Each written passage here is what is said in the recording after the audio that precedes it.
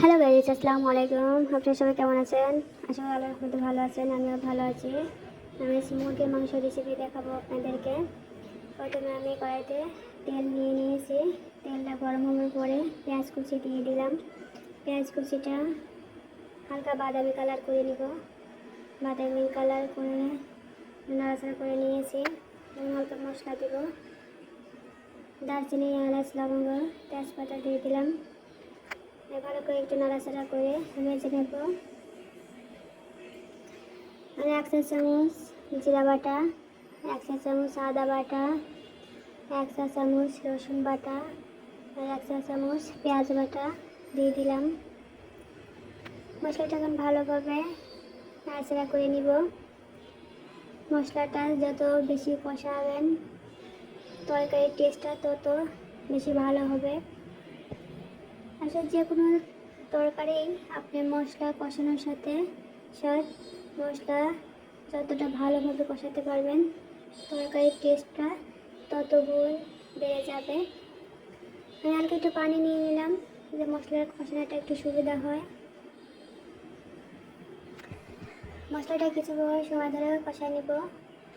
1 চা চামচ মরিচের গুঁড়া নিলাম,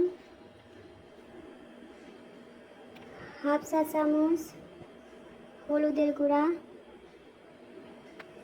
1/2 চা চামচ মশলা গুঁড়া। মশলাটা ভালোভাবে নাড়াচাড়া করে মশলাটা ভালো করে কষায় নিতে হবে।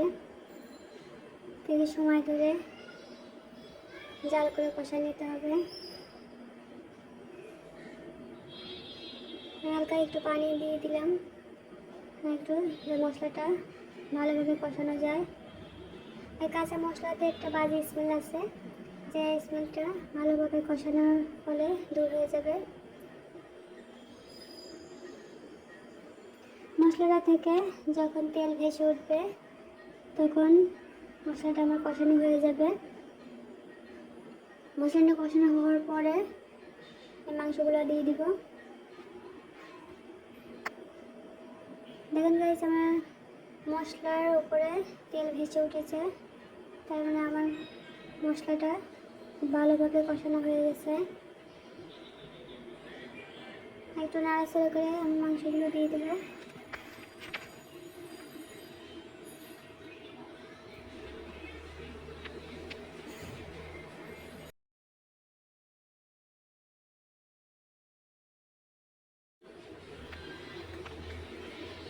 মশলাটা খুব ভালোভাবে কষা নিতে হবে।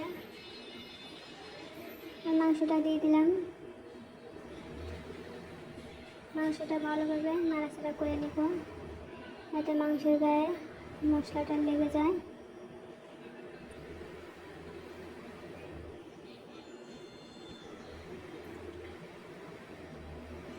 মাংসটা ভালোভাবে নাড়াচাড়া করে নিচ্ছি। মশলাটা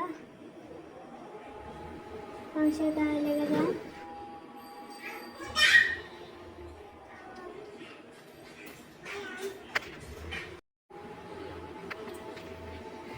মাংসটা আমার ভালোভাবে কষায় নিতে হবে।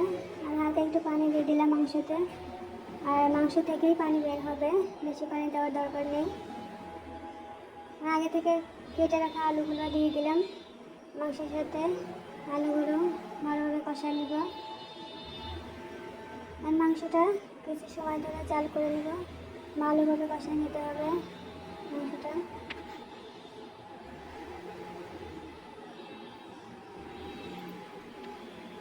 মাংসটা একটু নাড়াচাড়া করে নিয়ে ঢেকে দেবো। ঢেকে কিছু সময় জন্য ঢেকে দিলাম। কিছু সময় পর ঢাকনা খুলে আর একটু নাড়াচাড়া করে নেব। আর মাংসটা কষানো হয়ে গেছে, এখন পানি দিয়ে দিলাম।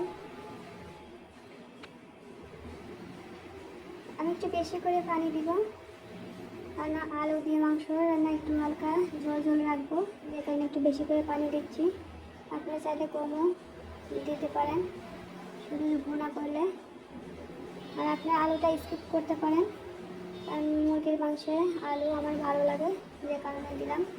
আপনারা চাইলে নাও দিতে পারেন।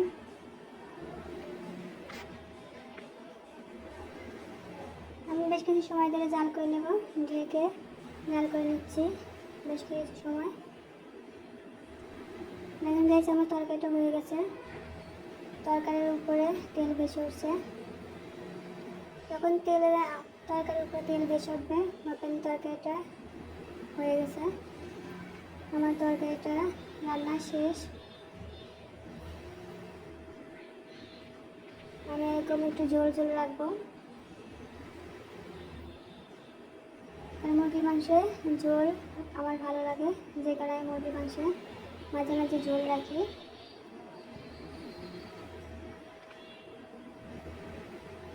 কিছু সময় জাল করে এখন আমি নেমে নেব তরকারিটা।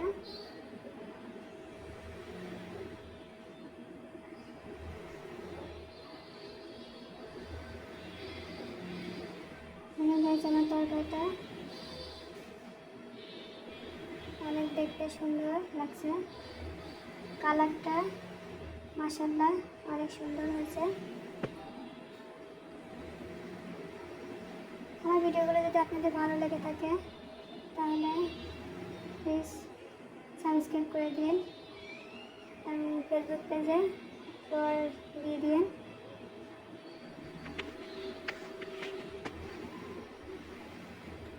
আমি এখন তরকারিটা নামিয়ে নিচ্ছি, আর আমার তরকারিটা হয়ে গেছে।